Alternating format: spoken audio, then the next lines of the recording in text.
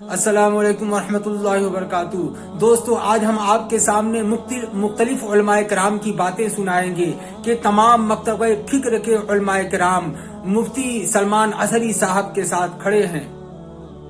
लेकिन आज के इस वीडियो में एक सूफी मुनाफिक कहे जाने वाले शख्स की बात भी सुनाएंगे।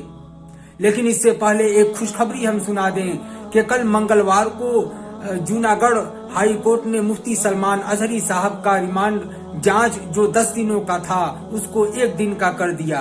तो इंशाअल्लाह ये खुशखबरी की बात है कि मुफ्ती सलमान अजहरी साहब को जल्द से जल्द रिहा किया जाएगा और रिहाई की इंशाअल्लाह हम सब दुआ कर रहे हैं।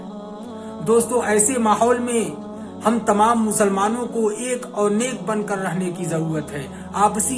आपसी जो निफाक है, आपसी दुश्मनी है, आपसी रंजिश है, उसको खत्म करके मुसलमानों को बस मुसलमान बनकर रहने की जरूरत है।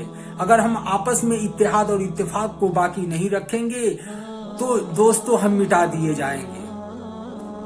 ये तारीख गवाह है कि जब भी हम मुसलमानों को तकलीफ पहुंचा है तो गैरों से ज्यादा अपनों से जो हमारे आस्तीन के सांप कहे जाते हैं, इन्हीं सांपों के जरिए से हम बर्बाद होते हैं और हमें तकलीफ पहुंचाई जाती है। आज एक सूफी संत कहे जाने वाला मौलाना जो मुफ्ती सलमान अजहरी साहब के आतंकवाद होने का दावा कर रहा है और पाकिस्तान से लिंक होने का दावा कर रहा है, पहले इस सूफी पाखंडी जो पुड़ियाखोर सूफी है, पहले इसकी पूरी वीडियो देख ले। इंशाअल्लाह हम उन उलमाए किराम की बातें भी सुनाएंगे कि तमाम उलमाए किराम किस तरह मुफ्ती सलमान अजहरी साहब के साथ खड़े हैं। पहले इस वीडियो को देखें। भारत विरोधी गतिविधियों में लिप्त पाकिस्तानी आतंकवादियों के इशारे पर भारत में तहरीक लब्बैक के पैटर्न पर सांप्रदायिक विद्वेष को बढ़ाने का कार्य करने वाला सलमान अजहरी, जो कि पिछले कई सालों से ग़ज़वा-ए हिंद के प्रोजेक्ट पर कार्य कर रहा था, जिसके संबंध में सूफी खानकाह एसोसिएशन के द्वारा लगातार आवाज उठाई जा रही थी और उठाई जा रही है कि ये व्यक्ति धार्मिक समारोह की आड़ में मुसलमानों को गुमराह करने का काम कर रहा है और नौजवानों के अंदर देश के प्रति नफरत और सांप्रदायिक विद्वेष की भावना को बढ़ा रहा है। पिछले कई सालों के द्वारा इस मौलवी सलमान अजहरी के द्वारा पूरे भारत में सैकड़ों सभाएं करके जहर उगलने का काम किया गया है। इसके संबंध में गुजरात के जूनागढ़ में सलमान अजहरी के खिलाफ एक एफआईआर दर्ज हुई और सलमान अजहरी को गिरफ्तार कर लिया गया है। सलमान अजहरी की गिरफ्तारी का सूफी खानकाह एसोसिएशन स्वागत करती है, क्योंकि ऐसे आतताई तत्व जो देश में सांप्रदायिक विद्वेष को बढ़ाते हों, उनको किसी भी तरीके से खुले में नहीं रखा जा सकता है। इसके पूर्व भी इस सलमान अजहरी के खिलाफ कर्नाटक के हुबली और धारावाड़ में आधा दर्जन से अधिक दंगे भड़काने के मुकदमे दर्ज किए गए हैं। मिस्र से शिक्षा प्राप्त ये व्यक्ति मुस्लिम ब्रदरहुड की विचारधारा पर कार्य करने वाला है और ये भारत में हमास जैसी व्यवस्था को लाना चाहता है और ग़ज़वा-ए हिंद के एजेंडे को आगे बढ़ा रहा है। इससे पहले भी सूफी खानकाह एसोसिएशन ने कई बार इस व्यक्ति के खिलाफ कार्रवाई करने की अपील की है।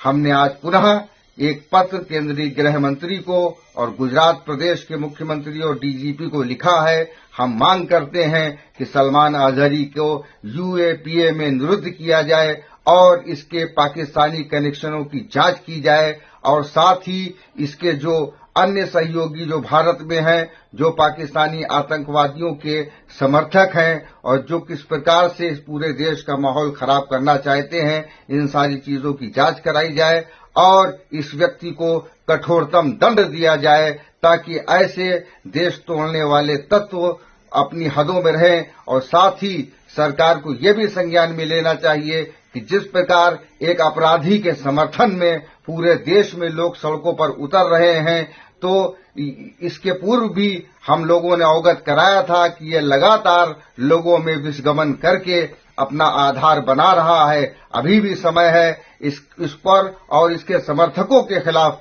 सख्त से सख्त कार्रवाई की जाए। धन्यवाद। दोस्तों, आपने इस सूफी मौलाना की बात सुनी, जो पुरियाखोर सूफी मौलाना जो जांच की बात कर रहा है। अगर इसकी खुद जांच कर ली जाए तो किसी आरएसएस की विंग मुस्लिम राष्ट्रीय मंच का कोई सदस्य निकलेगा।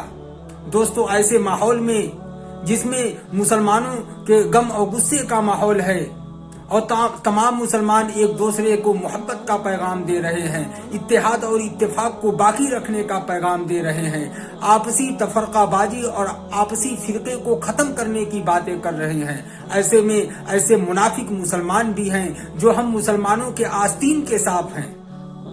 दोस्तों, मैं इससे पिछले वीडियो में भी ये बात कहा था कि जिस कौम में इत्तेहाद और इत्तेफाक नहीं होता, जिस कौम के अंदर निफाक होता है, एक दूसरे से बुग़्ज़ और अदावत होती है, तो वो कौम ये दुनिया की हस्ती से मिटा दी जाती है।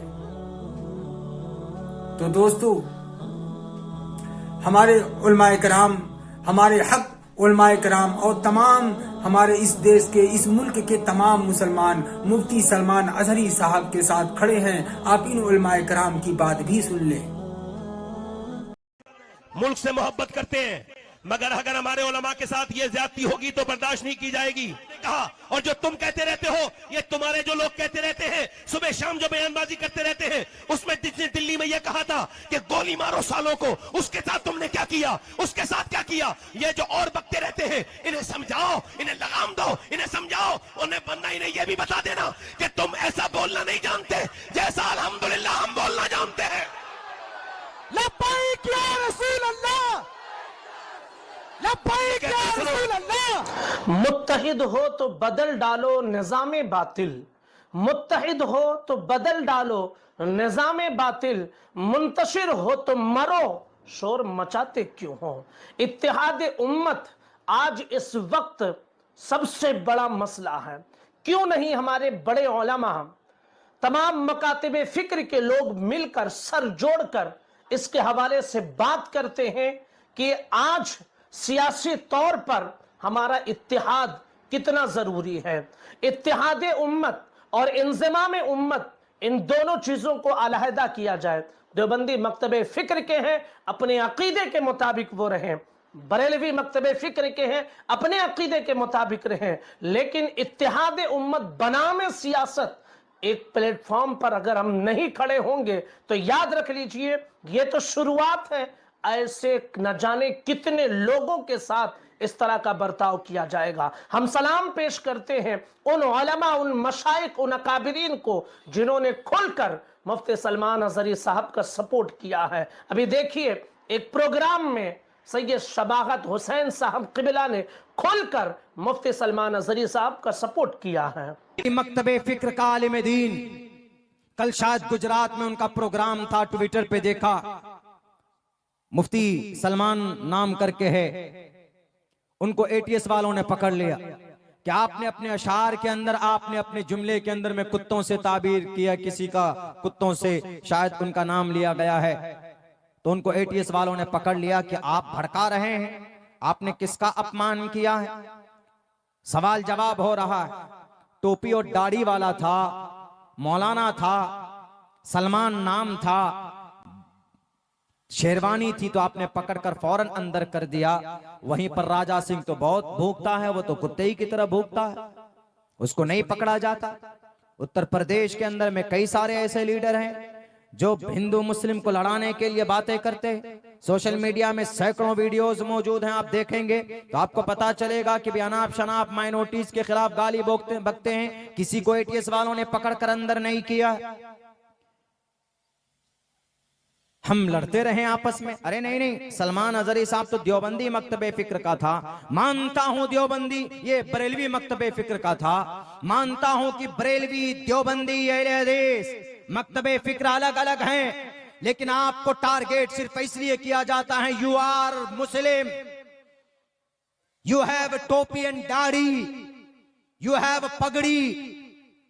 उसको इस बुनियाद पर अरेस्ट नहीं किया है कि तुम बरेलवी हो। मौलाना मुफ्ती अब्दुल समी को इसलिए नहीं पकड़ा गया था कि तुम देवबंदी हो। मौलाना कलीमुद्दीन सिद्दीकी को इसलिए नहीं पकड़ा गया था कि भाई आप नदवी हैं, आप देवबंदी हैं। मौलाना जर्जीस को इसलिए नहीं पकड़ा गया था कि भाई आप अहले हदीस के तर्जमान हैं। डॉक्टर जाकिर नायक को इसीलिए बैन नहीं किया गया कि आप अहले हदीस हैं, इसलिए टारगेट किया जाता है यू आर मुस्लिम। अरे जब काफिर और मुशरिक आपको मुसलमान समझते हैं तो भारत का, पूरी दुनिया का मुसलमान अपने आप को मुसलमान क्यों नहीं मानता? एक दूसरे की मदद में क्यों नहीं खड़ा होता? सवाल करना चाहिए गुजरात एटीएस से कि मुफ्ती साहब ने अगर कुत्तों से ताबीर की है तो कोई गलत नहीं की, इसलिए कि बेटियों की इज्जत को लूटते हैं। 17 बेटियों की इज्जत लूट कर उनके कंकाल मिलता है यहाँ मुजफ्फरपुर बिहार के अंदर। मासूम बच्ची जाती है पढ़ने के लिए, उनके ऊपर पेट्रोल डालकर जला दिया जाता है। तो ये कुत्ता नहीं है तो क्या है? ये कुत्तों जैसी सिफत है। अगर उन्होंने बोला है किसी को तो गलत नहीं बोला है। एटीएस वालों ईमानदार बनो, देश के मुजरिमों को पकड़ो।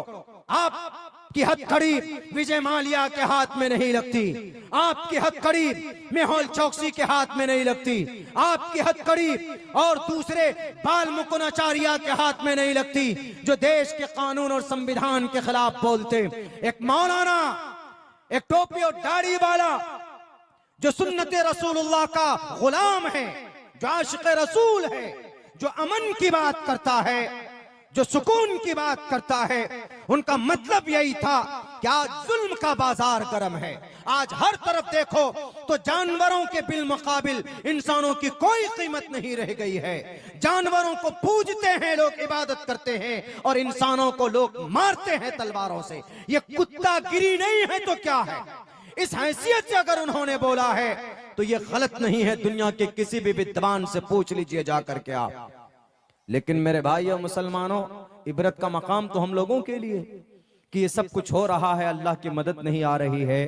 तो अल्लाह की मदद वहीं रुकी हुई है कि मुसलमान बटा हुआ है और मुसलमान बुरे रास्ते पर चल रहा है। ना नमाज